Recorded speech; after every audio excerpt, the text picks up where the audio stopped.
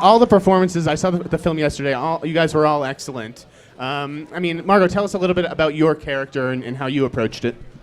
Well, the character was a couple of years younger than myself. We were hoping she'd read as a teenager, and I had been lately playing characters older than myself, so the biggest thing for me was to try and channel that naivety, I suppose, in a very innocent way. So I wanted the character to come across as a little socially awkward, really good intentions, but doesn't always execute it in the most, the best way, and that frustrates, other characters, and thus you have tension. But the biggest thing for me was trying to find that teenage, young, coming of age sort of feeling.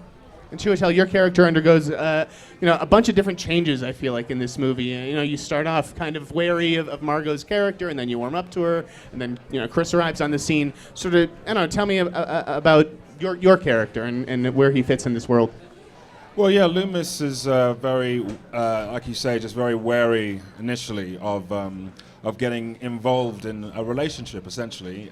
Even, to a fear of getting into a bad relationship with the last woman on Earth. So he approaches the whole kind of dynamic with a great degree of caution, and which then falls away over time as they get to know each other, and this this real sense of connection begins to develop, which is completely complicated by the arrival of Caleb, who just brings in a completely different energy, and also, amongst other things, brings in an option.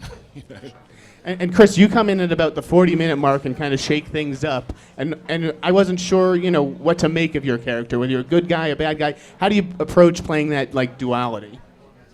Well, Craig and I talked a lot about it before, and I guess structurally the character would kind of most clearly be the antagonist in the piece, but I was always kind of more interested in playing someone or something a bit more morally murky, and where you don't really quite understand or know his intentions, which I think then in the duo you then watch Loomis ever more closely, because you don't really quite understand what's happening, or maybe you start to question why he's reacting so much to Caleb.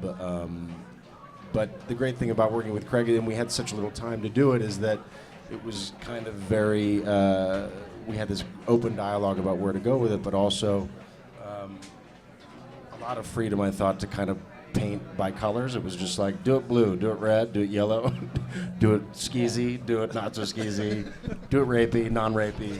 That was basically the direction was rapey or non-rapey. Craig? Well, I think you definitely kept the audience on its toes.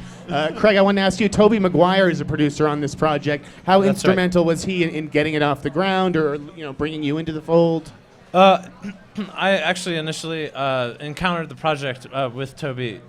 Tobey is now working as a producer and developing a lot of projects, and so he saw my last movie and was just excited to find something, and this landed really fast. So he was great help and super exciting to work with. I actually want to ask you, Margot. You've seen Compliance, I take it? Yeah. Well, tell me about your reaction to that movie, because I was fascinated by it when it played Sundance a couple years ago, and everyone sort of has a very strong reactions to it. I just really enjoy films that I feel like if something's too formulated, I don't stay engaged, and I really enjoy moments in films where I wonder, what would I have done? I understand everyone's viewpoint, and there is no good guy and bad guy and right and wrong. It's just people are reacting the way people would react, and sometimes it's unexpected, and sometimes it's just interesting to see raw human reactions to situations, especially when the tension's really high. And what was it like being caught in the middle of a love triangle between these two handsome guys? It's a tough job, but someone's got to do it. It was a really interesting dynamic, and I feel like Love Triangle kind of simplifies the whole complexity of the relationships that ended up forming and being manipulated, but it was a really fascinating thing to play with, and I feel like that was kind of at the heart of the whole movie. Now, this is a question for all you guys. If something terrible did happen in this country, and we were in this sort of wasteland, post-apocalyptic, whatever, do you think that you could survive? Would the loneliness drive you mad? Like, how would you sort of survive the situation. I would hope that I would learn. I mean, she knows how to milk a cow already. She really did.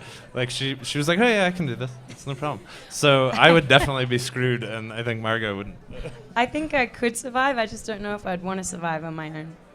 And It's a bit Chris, morbid, sorry, but Chris and Chiwetel? I'd be an absolute failure. It just wouldn't I'd work be out. the first to die. I mean, Where's my I'd be the first to assistant? die. yeah. Where's my assistant? If I can't get reception on my phone, there's a problem. Cappuccino's not dry?